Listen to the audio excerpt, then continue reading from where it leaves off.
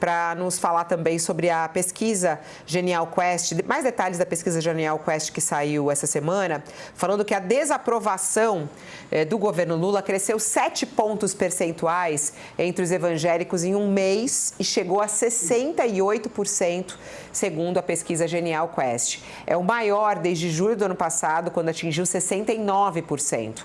A aprovação ficou igual ao número de todo o governo atual. Em julho de 2025, o presidente também conseguiu 28%. Para lideranças ouvidas pelo UOL, a percepção econômica e a consolidação da pré-candidatura do Flávio Bolsonaro estão entre as explicações. Segundo o líder da igreja Sara Nossa Terra, o bispo Robson Rodovalho, disse ele, abre aspas, ele tem todo o respaldo que o pai construiu nas igrejas evangélicas. O deputado federal Ottoni de Paula ressalta que o senador tem atraído pessoas de fora da bolha bolsonarista. E aí ele diz, o governo Lula comete o mesmo erro do governo Bolsonaro e conversa apenas com a bolha, enquanto Flávio faz o oposto. Alguns religiosos também ouvidos na nossa reportagem dizem que a homenagem a Lula no desfile da Acadêmicos de Niterói na Sapucaí, que teve uma das alas com a fantasia Família em Conserva, ainda pode estar influenciando essa desaprovação do presidente Lula. Bom, diante de todo o seu trabalho, da tua pesquisa, eu queria te ouvir, Ronilson, como é que você vê essa desaprovação do governo Lula pelos evangélicos, isso subir, o que está pesando?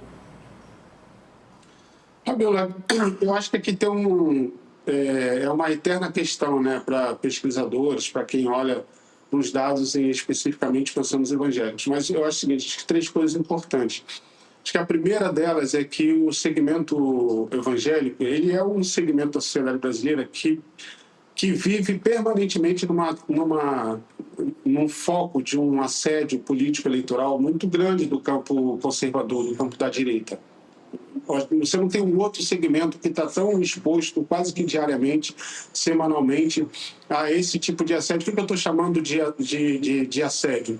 É a quantidade absurda, né, da influência de muitas lideranças mais conservadoras, independentemente de serem aliadas, a serem bolsonaristas, não estou nem colocando nesse campo, mas um assédio de lideranças com uma visão muito pejorativa e um ataque muito frontal ao governo Lula, e que se estende para aquela coisa do campo da esquerda, do campo progressista, do campo dos direitos humanos, etc.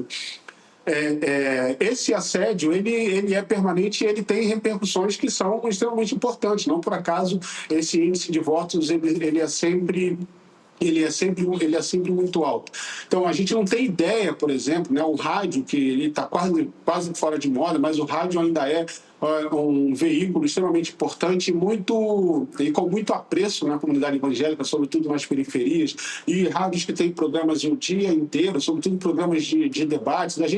Isso está fora do nosso radar, mas como cotidianamente muitos desses programas eles são usados quase que como um veículo, né, preferencial, estratégico, para você, de alguma maneira, fazer as críticas que são com relação ao governo e a imagem do Lula, a maneira como esse campo usa as igrejas evangélicas, né, de transformar muitas das igrejas evangélicas quase que num palanque em períodos intereleitorais, mas com muita força eleitoralmente. Estou dizendo tudo isso para dizer que a desaprovação do Lula ela não está dissociada de uma insistência, de um assédio que é muito intenso. Isso é difícil de pegar, porque as pesquisas não perguntam sobre a influência dessas lideranças, do contexto, das redes, das denominações.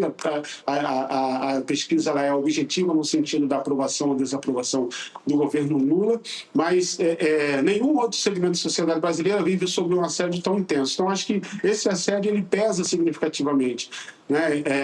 E vamos lembrar, né, uma parcela significativa da população, mas vamos lembrar que Lula venceu 3 eleições, né? Venceu 2 eleições, conseguiu eleger a Dilma, perdeu muito porque estava preso, a gente não tem uma noção de como seria se o voto das pessoas evangélicas, né? Eu nem gosto de expressão voto evangélico, mas o voto das pessoas evangélicas se o Lula não tivesse sido preso. Bolsonaro poderia ainda ter ganho, mas era interessante ver essa margem, porque a diferença de Haddad foi de quase 10 milhões de votos de pessoas evangélicas, de quanto seria se o Lula pudesse ter sido candidato. O Lula ganhou em 2022 com toda a pressão que Bolsonaro colocou. Então tem um peso, né, significativo desse segmento. E eu acho que outra coisa importante, que longe de qualquer defesa do Lula, mas tem uma coisa que é realmente muito justa. O Lula não usa gramática religiosa, o Lula não joga com a religião. E eu acho que isso é uma coisa importante. Os registros de Lula em igrejas, em cultos, o Lula não vai à marcha para Jesus, ao passo que Bolsonaro, a gente pode ficar em Bolsonaro, como o Flávio certamente vai fazer, frequenta mais tempo do que eu no domingo, sabe, durante o período eleitoral. Então, isso cria um ambiente que não torna o jogo igual para poder pensar numa aprovação ou desaprovação. Então, eu acho que tem esse assédio muito significativo, que a gente, né, pode destrinchar melhor, mas acho que eu acho que ele existe. Acho que existe o fato do Lula não recorrer a isso como uma forma de linguagem. E, claro, o Lula também ele acaba pegando o respaldo da resistência que, de fato, muitos evangélicos têm com o campo progressista ou com a esquerda por causa de determinadas agendas, mesmo que o Lula não verbalize isso, uma associação de defesa, de endosso, mas ele é automaticamente associado a qualquer tipo de agenda que vem desse campo. Eu queria até aproveitar... Josias, quer comentar alguma coisa em relação aos evangélicos também? Vai lá. Eu queria acrescentar que os evangélicos, o Ronilson dissecou muito bem. Chama a atenção, Fabiola, nessa pesquisa da Quest, a gente não teve a oportunidade de tempo para falar sobre isso. O dado que deveria preocupar mais o Lula é o comportamento dos chamados eleitores independentes, que a Quest lança sempre nas suas pesquisas uma luz sobre diferentes grupos, separou o eleitorado em grupos, e esse eleitorado independente, que responde por 1/3 dos eleitores brasileiros, ele vai decidir a eleição. Porque nós temos dois blocos, o bloco que está fechado com o Flávio Bolsonaro e o bloco que está fechado com o Lula. E no miolo tem esse eleitorado independente que vai decidir a eleição. E o Lula está sofrendo uma corrosão junto a esse eleitorado. No início do ano, em janeiro, o Lula levava uma vantagem sobre o Flávio Bolsonaro, junto a esses eleitores independentes, de 16 pontos percentuais. Agora ele está perdendo para o Flávio Bolsonaro por 7 pontos percentuais entre os eleitores independentes. E a rejeição ao Lula é maior também nesse segmento. 61% dizem que não votariam no Lula de jeito nenhum. A rejeição do Flávio, nesse universo, é de 54%. Então, todos os indicadores para o Lula, nesse eleitorado independente, eles são, hoje, no cenário dessa pesquisa mais recente, eles estão numa situação mais deteriorada do que os indicadores atribuídos ao Flávio Bolsonaro. Se o Lula perde esse eleitor é que deu a vitória para o Lula em 2022. Esse eleitor independente, às vezes muitos deles têm ojeriza ao PT, mas em 2022, para mandar o Bolsonaro mais cedo para casa, para eliminar a ameaça democrática, eles fecharam com o Lula. E agora eles estão desembarcando do Lula.